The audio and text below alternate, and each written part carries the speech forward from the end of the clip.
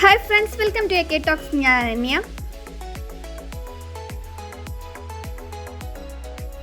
നമ്മളെല്ലാവരും കേട്ടുള്ളായിരിക്കും കാറ്ററ്റ് എന്നാൽ. നമുക്കറിയാം, ഏറ്റവും കൂടുതൽ ഗവൺമെൻറ് സാധ്യതയുള്ളത് അധ്യാപികർക്കാണ്, അല്ലേ? പക്ഷേ അധ്യാപിക ആകണമെങ്കിൽ കാറ്ററ്റ് ക്വാളിഫൈ ആകണം. ഈ കാറ്ററ്റ് ക്വാളിഫൈ ആകുമ്പോൾ നമുക്ക് എന്തൊക്കെ എലിജിബിലിറ്റി ക്രൈറ്റീരിയ ഉണ്ട് എന്നുള്ളത് നമുക്കിന്ന് നോക്കാം.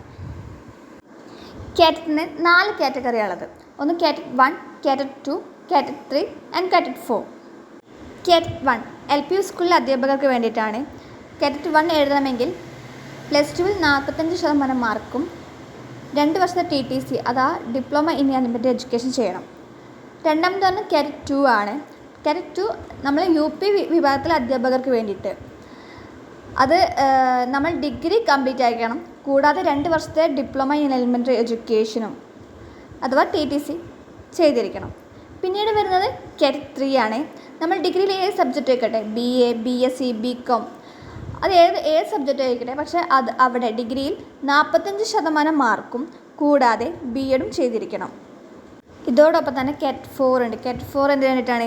നമ്മൾ ലാംഗ്വേജ് സബ്ജക്റ്റായ അറബിക്, ഹിന്ദി, സാൻസ്ക്രിറ്റ്, ഉറുദു, അതുകൂടാതെ തന്നെ സ്പെഷ്യൽ എഡ്യൂക്കേഷൻ, പിന്നെ വർക്ക് എക്സ്പീരിയൻസ് എന്നപോലെ അധ്യാപകർക്ക് വേണ്ടിയിട്ടുള്ളതാണ് കാറ്ററ്റ് 4 എന്ന് പറഞ്ഞാൽ. ഇത് അപ്പർ പ്രൈമറി, അതായത് UP വിഭാഗത്തിലെ ടീച്ചർമാർക്ക് വേണ്ടിയിട്ടുള്ളതാണ്.